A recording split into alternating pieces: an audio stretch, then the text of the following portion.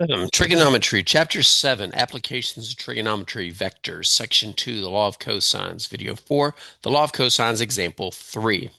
This series is based on content from Pearson's Trigonometry 12th edition by Lial, Hornsby, Schneider, and Daniels. In the previous video, we solved a triangle given two sides and the included angle, SAS, by first using the law of cosines and then using the law of sines. In this video, we will solve a triangle given three sides, SSS. For example, solve triangle ABC if A is 9.8 feet, B is 15.9 feet, and C is 21.1 feet, round values to the nearest tenth. Answer. Before solving a side-side-side triangle, you should confirm that these values satisfy the triangle inequality. In other words, the sum of any two sides is greater than the third side. It suffices to check the sum of the two shorter sides, since any sum involving the largest side will always be greater than any remaining side. And in this case, since 9.8 plus 15.9, the sum is greater than 21.1, this is a valid triangle. Now, since we know all three sides, we clearly have to find an angle first, but which angle and how? I recommend always finding the smallest angle first, since it will never be obtuse. Since side A is the shortest side, then angle A is the smallest angle. To find angle A, we cannot use the law of sines since we have no complete angle side pairs. We don't have any angles. Therefore, we must use the law of cosines. And the version of the law of cosines that involves angle A is a squared equals b squared plus c squared minus 2bc cosine of A. So let's substitute the values of sides A, B, and C into the law of cosines, and we get this.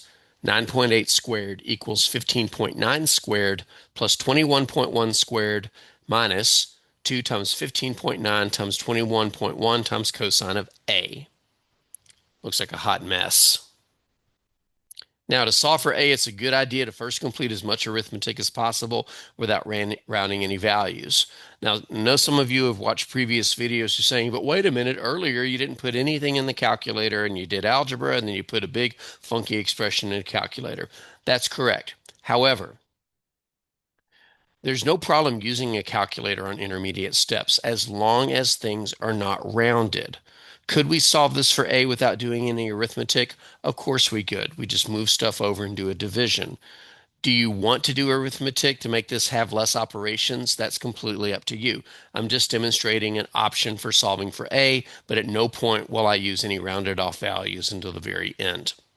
Now, we can square all three of these values and evaluate the product in front of cosine. None of those are going to require any rounding. So if we square all three numbers highlighted in yellow and multiply the three numbers in front of the cosine, we end up getting 96.04 equals 252.81 plus 445.21 minus 670.98 cosine of A. Now what can we do?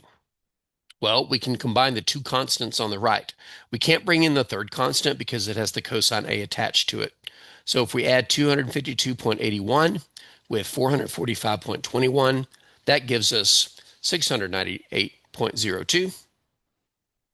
And now we're going to subtract that from both sides. Remember, we're trying to get cosine A by itself. Good equation solving strategy. The further away from the variable you are, the sooner I get rid of you.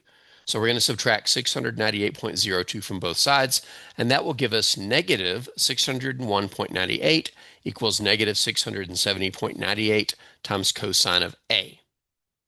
And now we're going to divide both sides by negative 607.98. I will cancel the negatives, but I'm not going to round. So how would I do that? By simply writing the left side as the ratio of the two numbers without the negatives. It wouldn't be wrong to leave the negatives in, but obviously negative divided by negative is positive. I'm not dividing because I don't want to round yet. Now we're going to take inverse cosine of both sides. And as I think I mentioned before, there's no need to consider the supplement when you're doing cosine inverse. The range of arc cosine inverse is 0 to 180. So whatever value it gives you is good. And if we do inverse cosine, we get A is approximately 26.2 degrees. Now, at this point, we need to decide how to find another angle. We can use the law of sines since we know both side A and angle A, or we can use the law of cosines again. Is there an advantage to one over the other? The law of sines is simpler in terms of algebra. However, it will require us to use an approximate value, 26.2 degrees. By contrast, the law of cosines will use the given precise values, but the algebra is more involved. Also, using inverse cosine will always use the calculator, unlike the law of sines, which at times considers a supplement as well. Because I prefer to avoid using rounded values for subsequent calculations, I will use the law of cosines again. I invite you to try the law of sines and compare results.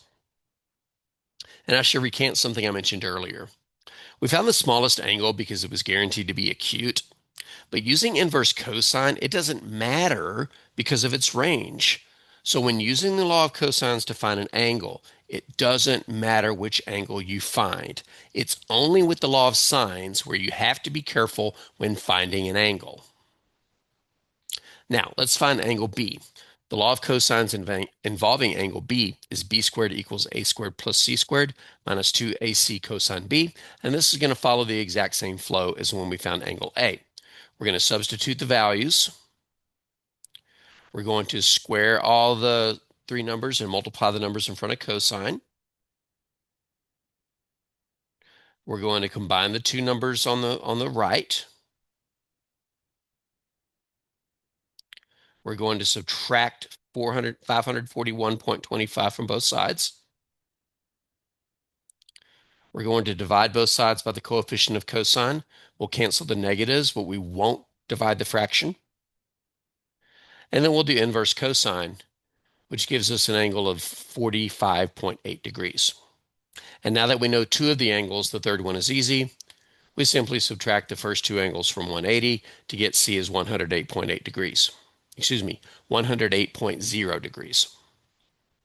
And so here's our complete solution. Again, it's worth noting that the shortest side is opposite the smallest angle. That would be side A.